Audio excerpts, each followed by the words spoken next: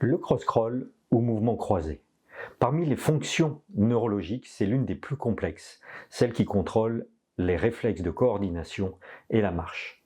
Ceci implique la gestion des deux hémisphères cérébraux en même temps, effectivement, puisque quand nous marchons, nous utilisons des muscles opposés, bras, jambes, biceps, triceps, etc. Ceci implique également les organes de perception, comme les oreilles, les yeux, mais également des mécanismes de proprioception.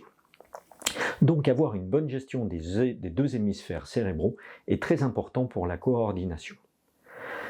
L'exercice que je vais vous montrer et qui est utilisé en kinésiologie, dans quasi toutes les branches, permet d'améliorer la concentration, les capacités d'apprentissage, le bien-être, de faire circuler la lymphe, de permettre un meilleur confort visuel et une meilleure lecture, et au niveau émotionnel, d'être dans plus de disposition et être plus réceptif.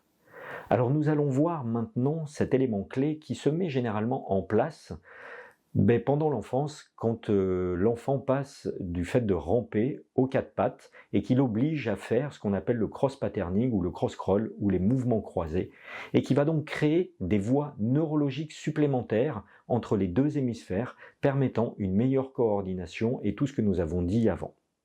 L'hémisphère droit du cerveau gère toute la partie gauche du corps, et vice-versa, l'hémisphère gauche du cerveau va gérer toute la partie droite du corps, et c'est ce qui permet de pouvoir marcher, coordonner et impliquer nos deux hémisphères pour une gestion du stress plus efficace.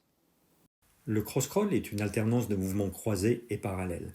Vous commencerez toujours votre série par les mouvements croisés et la terminerez également avec les mouvements croisés. Vous alternez ensuite avec une série en mouvement parallèle ou homolatéral, c'est-à-dire du même côté, et vous réenchaînez avec des mouvements croisés. Et on fait plusieurs séries comme ça, jusqu'à ce que nous terminions avec des mouvements croisés. Et ceci augmente les connexions neurologiques entre les deux hémisphères.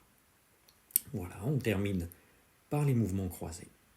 Vous pouvez également faire preuve de créativité avec d'autres types de mouvements.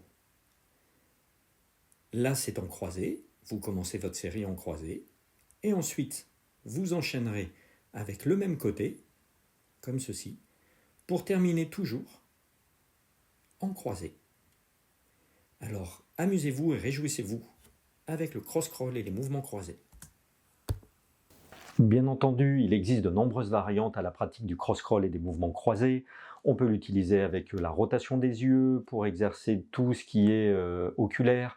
On peut également utiliser des parallèles ou des croisés. Vous pouvez voir ça avec votre kinésiologue ou avec moi en cabinet.